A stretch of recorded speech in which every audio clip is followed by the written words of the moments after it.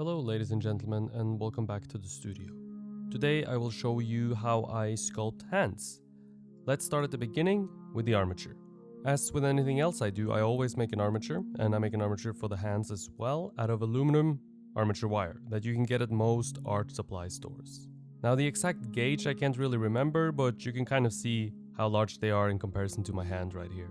I'll attach the wire to the thick armature of the arm, but because I prefer to leave my armatures a bit long so I can adjust the length of the arm if necessary, I need to cut a bit off. Now you can use a plier or something like that, but this armature wire is pretty thick, so an angle grinder is the cleanest and easiest way to do it. Remember to use safety goggles. This material doesn't make sparks, but it kicks a lot of small metal pieces everywhere, and aluminum does a tremendous job of retaining heat, so watch out and don't burn yourself. I like to leave a little stump of the thick armature of the arm inside of the hand. It gives a bit more support than the thin wire does. This is probably the simplest version of a hand armature you'll ever see. And frankly, it's really all you'll ever need, no matter the scale. I begin simply by inserting the thin wire into the clay. This holds them in place a bit until I fix them more permanently. There are 5 fingers, and so there will be 5 wires. I bend some of them so they lay down nicely next to the arm armature wire. I don't want to create holes and air pockets inside the clay of the wrist, as this would then likely crack or retain water and become very soggy and difficult to work with. The armature wire is secured to its parent armature wire with zip ties. Zip ties are underrated and extremely useful when making armatures. There's another more secure way, but I'll talk about that a little bit later. With the zip ties on there, I begin the second part of securing the hand armature to its parent, and that is wrapping thin gauge wire around it tightly. This serves 2 purposes actually. It secures the armature and gives the clay something to grab onto so it doesn't slide around on the wire. A quick word from our sponsor, Skillshare. Skillshare is an online video learning platform where you can learn anything, from baking to photography to painting. My viewers get a 2-month trial for free, so if you're interested in learning something new, click the Skillshare link in the description below and sign up. And the fingers get the same treatment, so the clay won't slide around on them either.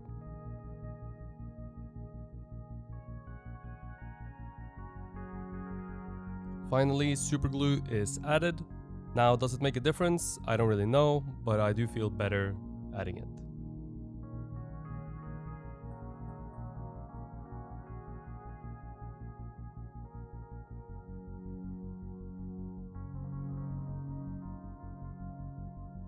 And if I had more room inside the hands, I would have likely used one of these to secure it even better, a hose clamp, and it's a lot stronger than zip ties, but there was no room in this particular sculpture, so I went with zip ties instead. We have our armature, our model is here. It's time to finally sculpt the hand. We've spoken about observing on equal terms a lot when it comes to the body, and I'll be attempting to do the same, observing on equal terms that is, while sculpting the hands. To have a place to start out, I consider the hand from 3 angles in this case. One side view on the thumb side, that's the one I'm working on right here. One from the front with the fingers coming at me, and one from the pinky finger side. And these are all pretty much 90 degrees to each other. And it means I can always get back to observing from the same place day after day. Which means that instead of chasing my tail in circles, the work progresses because every day builds upon the last. Depending on the position of your hand, you might have to change where you observe from.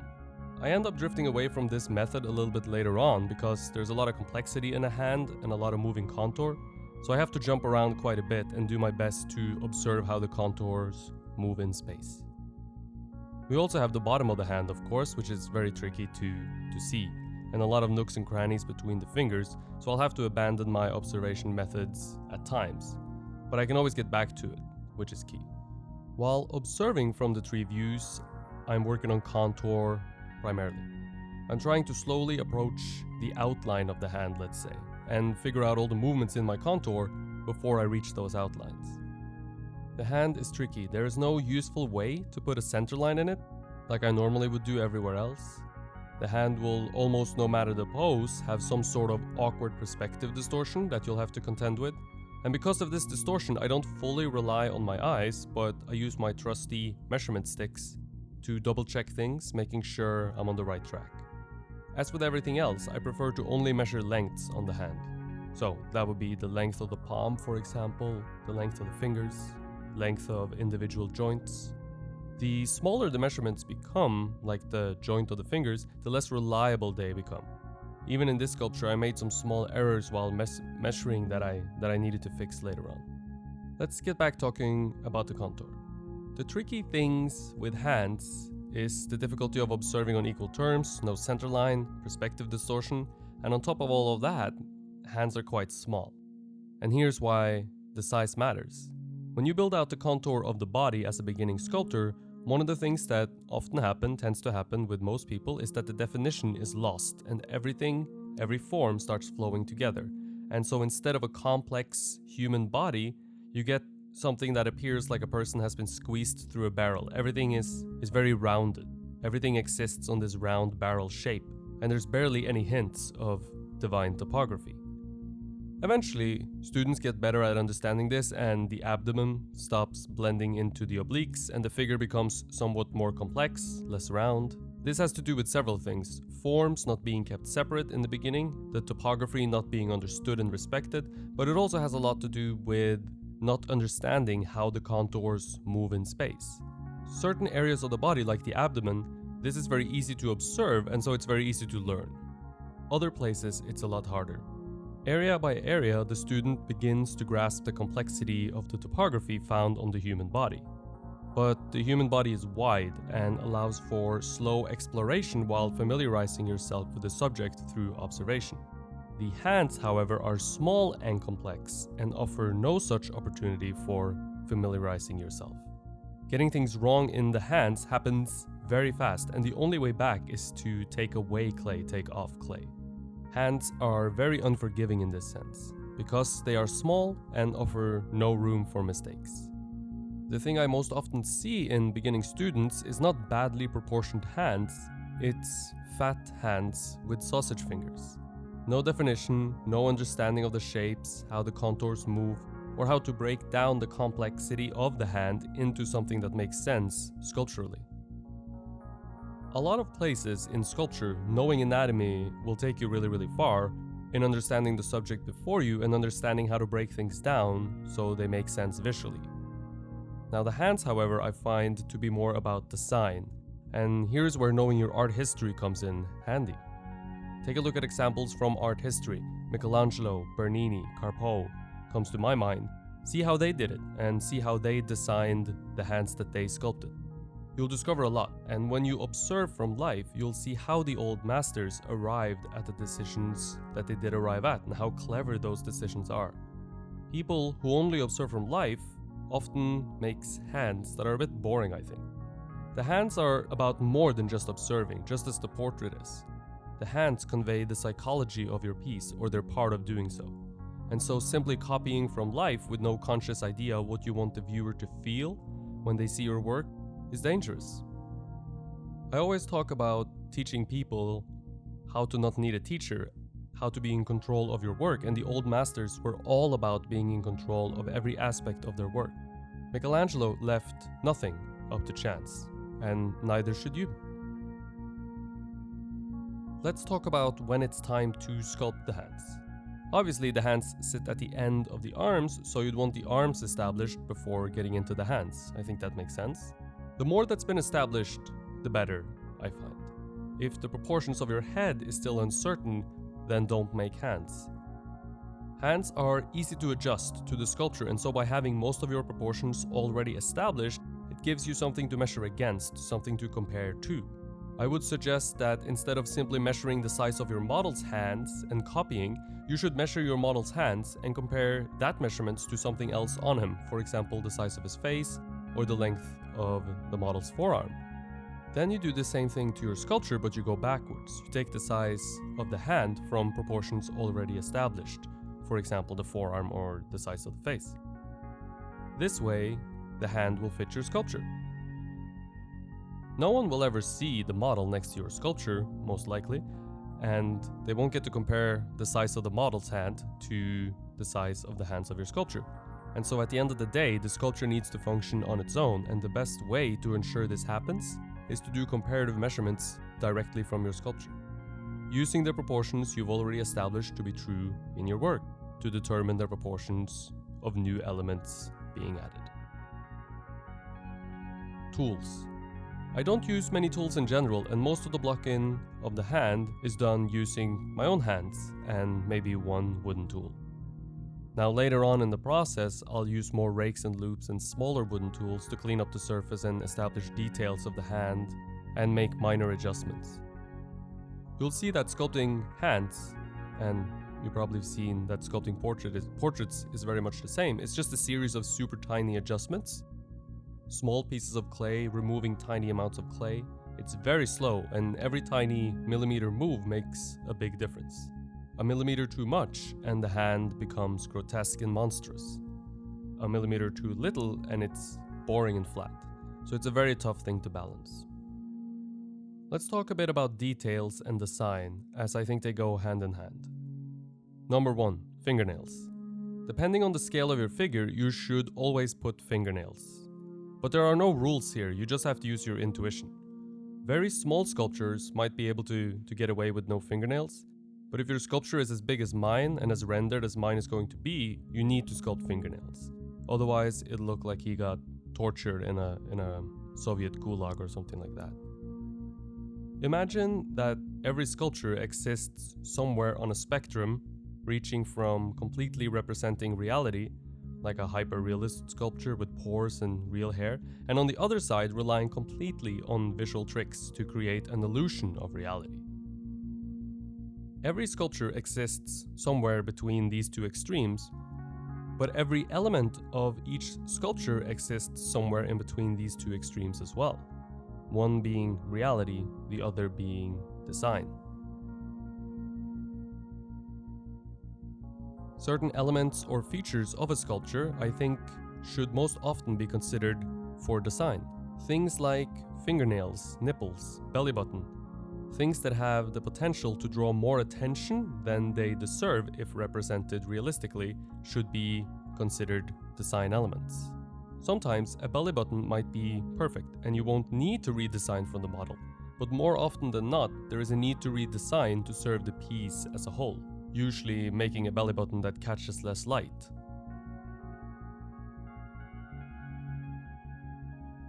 A little technical tip for you: thin areas dry out super fast when you use water-based clay, and so a good trick to be aware of is that you can wrap up parts you are not working on to make sure they don't dry out and crack.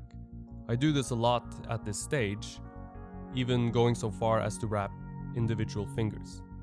Considering the material and managing the hardness of your clay is a skill in and of itself.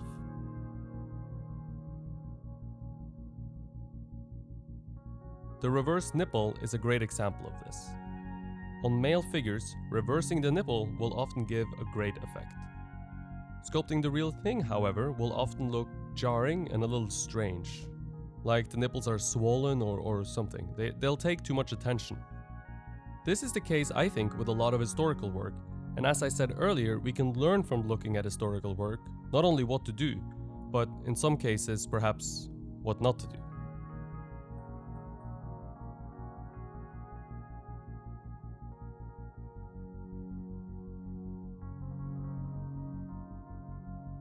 This, I think, is a good time to mention Patreon. If you are interested in learning sculpture from me personally and get feedback on your work either on email or via video chat, my Patreon page is the place for you. You'll get in-depth feedback on techniques and how you can apply them to your own work. Anything sculpture related goes. We can talk about armatures, supplies, mold making, anything you need help with in your sculpting endeavors. So check it out, the link is in the description below.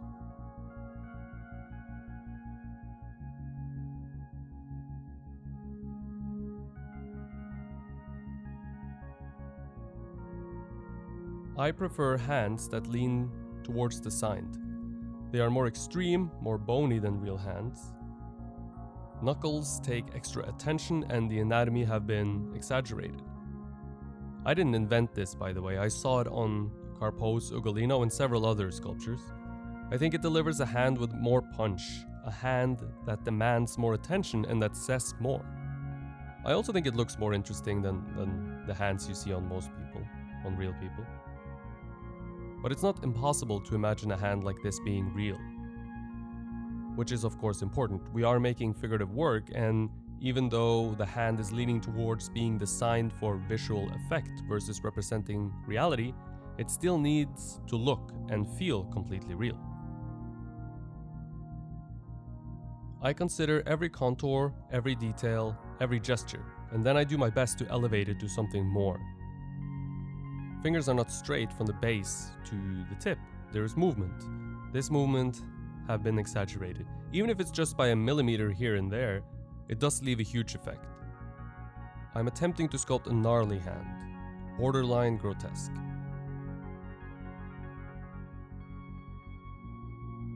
Of course, you have to consider the subject you are making as well. Just as we talked about measuring and making sure the hand fits the sculpture as far as proportion goes, it also has to fit as far as design goes. Now this hand, for example, would probably fit pretty poorly on a sculpture of a young, beautiful woman. However, there's more than the physical appearance of a hand that needs to be considered when deciding on how you want your hand to look. Hands are tools of communication, second only to the face.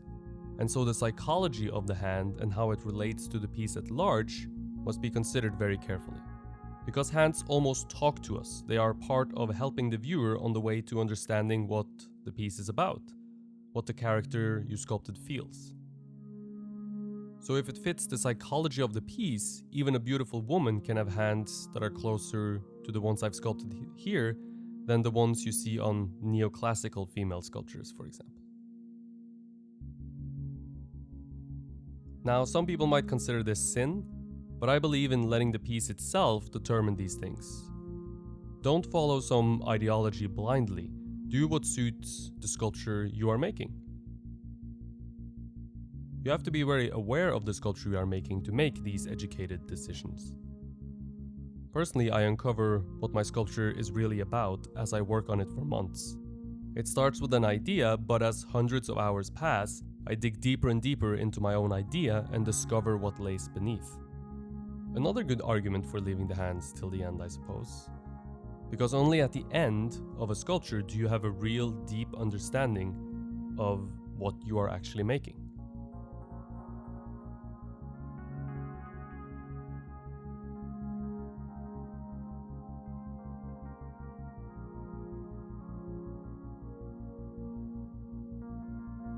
That's it for this week's episode. Next week, I think we'll finally do the video on painting resin sculptures with acrylic colors. Now that's 2 weeks in a row I've promised that video and I haven't delivered. But you got something else here, so don't complain. We'll do the painting video next week. This time I promise.